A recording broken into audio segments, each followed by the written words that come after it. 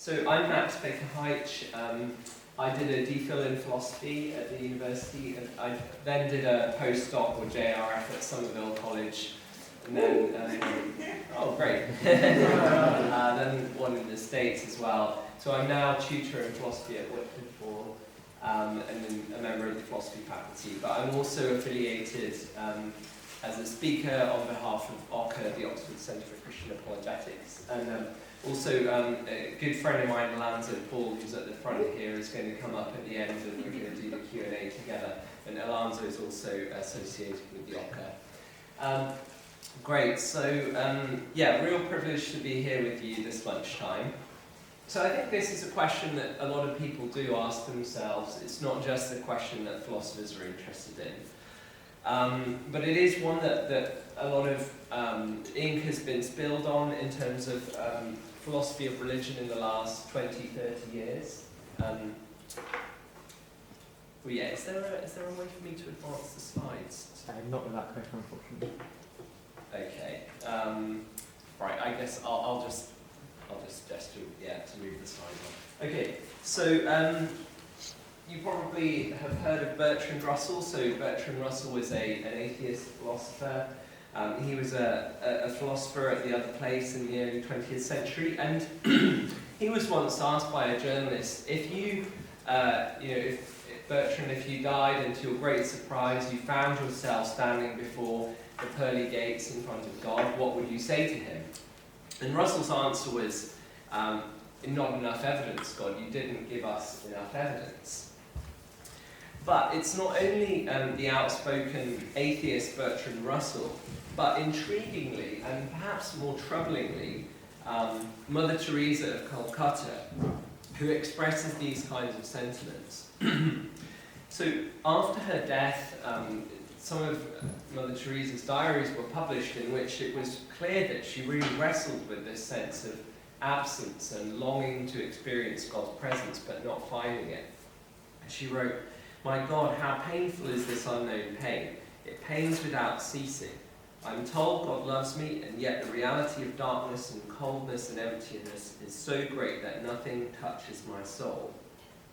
What are you doing, my God, to one so small?"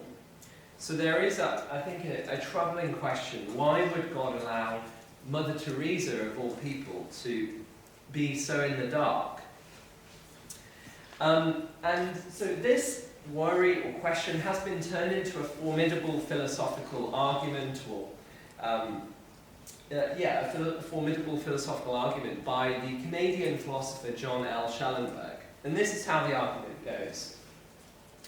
I've sort of boiled it down a bit, but this is the essence of it. So premise one says that if a loving God existed, if a perfectly loving being existed, he would provide enough evidence of his existence so as to make reasonable doubt impossible. But premise 2 says, but in actual fact, reasonable doubt about God's existence is possible in the world we find ourselves in. So there are, in fact, people who don't believe in God, and it's no fault of theirs. So then that leads to the conclusion that a loving God doesn't exist. And Schellenberg, he's written whole books and many articles defending this argument, but he claims that premise 1 is actually a conceptual claim, in a way a bit like the claim that a triangle has 3 sides, or that an equilateral triangle has equal internal angles, and so on. He thinks we can see it's true just by thinking about the concept of love. A perfectly loving being would always want relationship and would always hold out that offer. Premise 2 is an empirical claim. It's a claim about the way that our world actually is. And it's one that Schellenberg thinks is very plausible and hard to deny. Now, this raises an important question. How much evidence would be required to put God's existence beyond reasonable doubt? Peter Atkins, a chemistry professor, retired chemistry professor of this university, was in a sort of dialogue debate with Professor John Lennox, and John asked Peter Atkins the question, could he conceive of any possible scenario in which he would consider that there was sufficient evidence to believe in God's existence? And Atkins thought about it, and it ultimately said no. Because even if he found himself looking up at the night sky and the stars, spelling out the words, "Peter, this is I, God, talking to you," whatever, Atkins concluded that he would have to think he was going mad. So there's some interesting research actually in psychology that suggests we're not always that good at predicting what evidence it would take to change our minds on a given topic. And there's the added difficulty that it's hard to tell exactly what's going on in our own minds. So if I think about my 15-year-old self, if you'd asked me back then whether I was open to the possibility that there was a God, I would have said that I was, and even would have said that I occasionally prayed. But looking back now, I'm not sure that I was genuinely open. I think I was really treating God like a sort of giant vending machine in the sky. I wasn't open to having my deep motivations challenged and so on. Now, I want to suggest that there is some significant evidence for the existence of God. I can only give the briefest of nods towards it here. So, I mean, the argument from fine-tuning is one that's much discussed. It's certainly piqued the interest of many philosophers and cosmologists. A former supervisor of mine, a prominent philosopher and agnostic, nonetheless, he says that the fine-tuning argument has shifted him to being more sympathetic towards theism, at least. There's also been a significant shift in the last few decades on the historical value of the Gospels, the biographical accounts of Jesus' life. Not that you'd know it in popular culture. And that's not to say that the scholarly consensus has landed on the conclusion that the Gospels are inerrant, far from it. But there certainly is a much greater appreciation of the historical integrity and value of the Gospels in the sense that they are deeply rooted in the time and place in which Jesus lived. And so archaeology has certainly moved things in this direction. In general, the pattern has been that archaeological excavations in Israel-Palestine have corroborated both large-scale and specific details in the Gospels. That table on the left there is so the patterns of personal names in the Gospels, their relative frequencies. It turns out that they match actually really well with the patterns of personal names that turn up in the archaeological data from the time around which Jesus lived. But here's the thing, I don't want to overclaim. We don't have anything like skywriting. At best we have clues, pointers, glimpses. There is significant ambiguity. And I don't think it would be honest to claim that the case for God's existence is clear-cut. But actually, I think the evidence we have for many of the things we care most about is difficult to express in the form of neat arguments. The reality is often much more like a patchwork of lots of different considerations, sometimes quite subtle, that taken together convince us. So, I've suggested that it's quite hard to assess the second premise of Schellenberg's argument. It's hard to figure out how much evidence it would take to place God's existence beyond reasonable doubt. How about the first premise, which again says that if there were a loving God, he would provide enough evidence of his existence to make reasonable doubt impossible. How plausible is that? Well, and this is actually where most of the focus of the philosophical debate and discussion has been in the last few decades. And there are two basic sorts of responses to that first premise that have been brought up by various philosophers. One is called skeptical theism, and it's a bit misnamed because skeptical theism is not it's not skepticism about God's existence, but it's rather skepticism about our ability to figure out the possible reasons that God could have for being hidden, or in other words, for allowing this world to be somewhat ambiguous. So in a nutshell, skeptical theism claims that we may not be able to figure out what reasons a loving God might have for being hidden, but that doesn't mean that there aren't good reasons. And proponents of skeptical theism often put forward analogies to try to defend and motivate their position.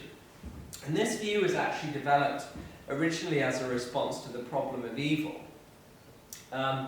So imagine, for example, that there's a chess grandmaster that I'm playing chess against Garry Kasparov or someone like that. And I'm not very good at chess at all. And he makes a move that looks to me absolutely baffling. I can't square this move with his desire to win. It just looks absolutely crazy. But is it reasonable for me to conclude that he has no good reason for making that move? Well, the thought is no. I don't have access to nearly, his access to the possible moves that he could make is much greater than mine, and so I'm not entitled to say that because I can't see what good reason he might have that he doesn't have one. And the thought is that by analogy, our inability to see reasons that a loving God might have for hiding doesn't entitle us to conclude that there aren't good reasons. Or take a parent-child analogy. So suppose it's 1940, it's the height of the Blitz, and a mother sends her 4-year-old son off on a train to the countryside as an evacuee for an indefinite period of time. Now, the mother has a very good reason for sending the child away, in fact, but the child has a very limited grasp of the sorts of reasons that his mother might have for being apart from him, and so he has no conception at all of why his mother might desert him like this. And again, the skeptical theist position says that it's a bit like this with us and God. We shouldn't be surprised if we can't see good reasons why a loving God might be hidden. So we're not entitled to conclude the non-existence of God from our inability to discern possible reasons. So that's a rough sketch, a rough summary of the skeptical theist response to the first premise of Schellenberg's argument. So the other type of response is to try to identify some possible reasons that a loving God might have for hiding. And this is also known as a theodicy. So a possible reason that someone puts forward why God might be hidden. So here's one possible reason that's been put forward.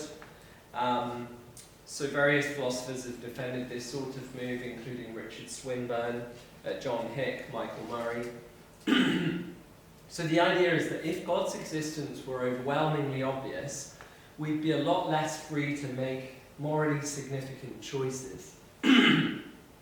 So I have 2 daughters, and the idea is if I hovered over them all the time, they'd be less free to grow in their characters. They'd be less free to grow in their ability to navigate contentious sort of situations between themselves.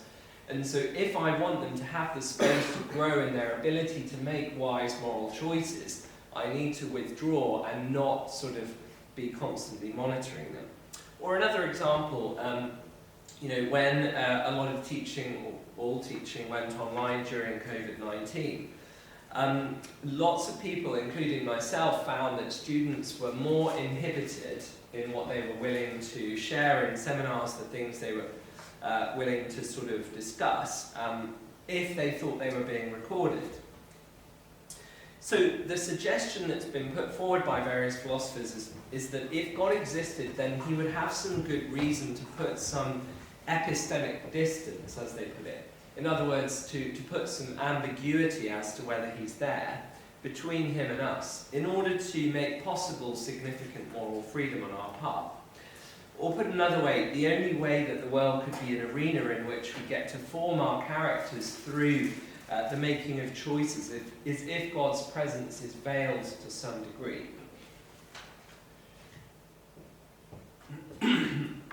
Okay, here's another possible reason that's been put forward. The Danish philosopher Søren Kierkegaard told a sort of parable or story to try to illustrate a point about the power imbalance between human beings and God. So in Kierkegaard's parable, we're asked to imagine that there's a mighty king who is basically an absolute monarch. He has unlimited power over his subjects, so he rules over a great kingdom. But imagine that this king falls in love with a humble maiden. So there's an enormous power imbalance between the king and the maiden. The king knows that if he goes to the maiden in all his splendor and so on, and tries to win her, her response to him is almost certainly going to be conditioned by fear. It won't be a truly free response of love. And so what the king does is to come to the maiden in the guise of a peasant, so that his true power is not made manifest to her. And only that way is the maiden truly free to respond to him in love without fear or coercion. Now obviously the analogy is an imperfect one, in that presumably if there were a God, God wouldn't sort of literally disguise himself as another being. But what God could do, by the closest analogy I would suggest, is that God could sort of dial down the obviousness of his existence, so as to mitigate that power imbalance between us, so as to overpower us less. And here's a third reason, or a third theodicy that's been put forward, and it relates to the idea of exercising trust amidst uncertainty. So the thought is roughly one of the main ways in life that we get to show how much we care about something or someone is being willing to stake our well-being on that thing or person, despite there being room for doubt. So let's just make this concrete a bit. So I've been married for several years. When I asked my wife to marry me, I didn't know for certain that we would be a good fit, but I did have a fair amount of evidence. So this isn't a sort of fideistic approach that says that take a leap of faith and evidence is irrelevant. So I did have a fair amount of evidence, but not enough to make doubt impossible. But nonetheless decided to stake my life on the assumption that we were a good match and so on. So the thought is that when it comes to God, there is some evidence, I've suggested that already, but clearly the evidence is not of a sort of overpowering, overwhelming variety. It's easily possible to chip away at it, pick holes in it, and so on. It's easily possible to doubt. But the thought is that in a world where God's existence was so kind of blindingly obvious that no one could possibly doubt his existence, no one would ever have to kind of venture anything, no one would ever have to risk anything in order to devote their lives to following God. It wouldn't, in a sense, cost anything. Here's a fourth and final theodicy that I'll mention. So the thought is here that radical self-sacrifice is one of the highest goods that we know of in this world. As depicted so memorably in the Disney film Frozen, which I've had to watch dozens of times. I have two young daughters. So yeah, in the climax of the film, it depicts the way in which the Princess Anna, nobly sacrifices her life to save her sister Elsa. And it's and one of the main points of the film, in a way, is that actually that kind of love is superior to romantic love.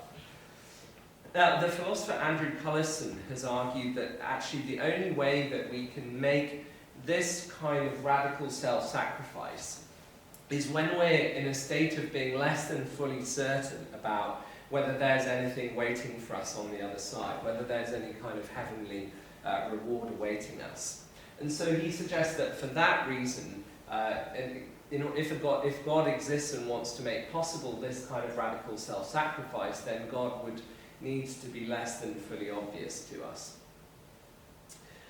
Okay, so this second approach that I've tried to give you just a few examples of involves putting forward possible reasons God might have for being hidden. And I've sketched just 4. There are lots of others. So this is just a sampling. And the other thing is that one doesn't need to pick between them, as long as they're logically compatible, and I think that the ones I've sort of sketched do seem to be, then there's nothing to stop them all being true. So I've tried to describe two ways in which one might question the idea that God would provide so much evidence as to rule out the possibility of reasonable doubt. So one approach says that we're basically sort of in the dark as to why God might be hidden, but that doesn't mean that God doesn't exist and doesn't have good reasons. The other approach is to actually try to put forward some possible reasons. But I want to suggest that it's not a simple either-or. Rather, it's kind of a spectrum, where at one extreme end of the spectrum you've got the view that we're totally in the dark, and at the other extreme end the view that we're able to figure out exactly why a loving God would hide. Somewhere in the middle, the view I probably lean towards is that we can make out the faint outlines of some possible reasons why a loving God might be hidden. Perhaps some of the ones I've sketched. But the reasons we can come up with, we can certainly chip away at them, and some of them don't seem to cover, all cases of people reasonably doubting God's existence. But they go some way to explaining why a loving God would be hidden. Okay, so here's a final thought on the topic. So I think it can be helpful to step back and try to think about the possible different ways in which a God, if God existed, could try to make his existence known to humanity, and to think about the pros and cons of each. So one way, and this is often the way that people like Bertrand Russell sort of gesture at this, and Peter Atkins indeed. One way God could communicate to human beings would be with sort of overwhelming public displays of power, writing in the stars or an audible booming voice, all of that kind of thing. So the pros with this approach would be that there's basically no room for doubt, really.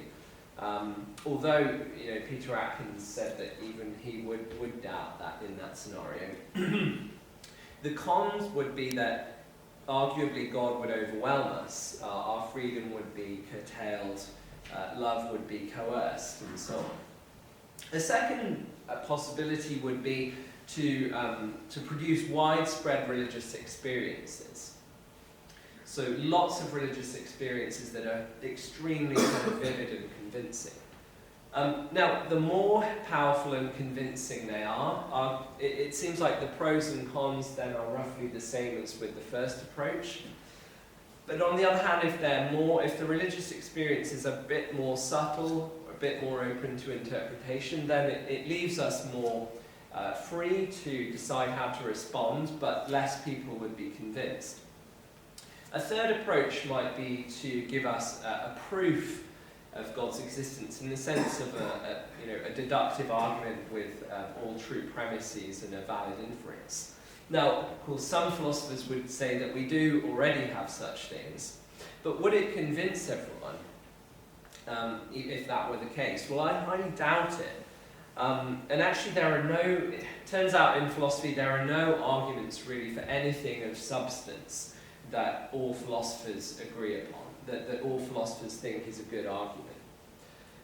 So I think that the key point here I'm trying to make is that the more blatant, the more sort of overpowering the vehicle of God's revelation, the more that God would overwhelm us. The more subtle, then the more that our responses to that revelation would be determined by each person's character traits, life experiences, and so on. And God couldn't then guarantee that we would react in the right way without sort of reprogramming us, as it were. So finally, let me mention a fourth option, and this is the one that the Christian tradition claims has actually happened. And that is to say that God could provide a sort of backdrop of clues and pointers to his existence that are both widely accessible, but at the same time easily resistible. People can ignore them if they want to. But then out of that backdrop, definitively revealing himself by entering history in the form of a specific human being, which according to Christianity is Jesus of Nazareth. So just recall again that sort of parable that I mentioned from the philosopher Kierkegaard, the parable of the king and the maiden. So Kierkegaard notes that there's this power imbalance, or there would be this power imbalance between us and God.